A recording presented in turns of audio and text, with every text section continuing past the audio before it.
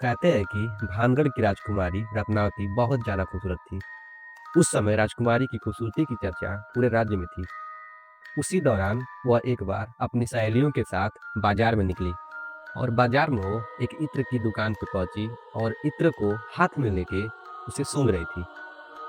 उसी समय दुकान से कुछ ही दूरी पर एक सिंधु सेवड़ा नाम का आदमी राजकुमारी को निहार रहा था। सिंधु सेवड़ा उसी गांव का रहने वाला था और वो काले जादू में महारथी था और राजकुमारी का खूबसूरती देखकर मोहित हो गया था और राजकुमारी को हासिल करने के बारे में सोचने लगा। और जिस दुकान से राजकुमारी के लिए इत्र जाता था उसने उस दुकान में जाकर रानी रत्नावती को भेजे जाने वाले इत्र के बोतल पर काला जादू कर उस पर वशीकरण मंत्र का प्रयोग किया, जिससे कि रानी उसके बस में हो जाती।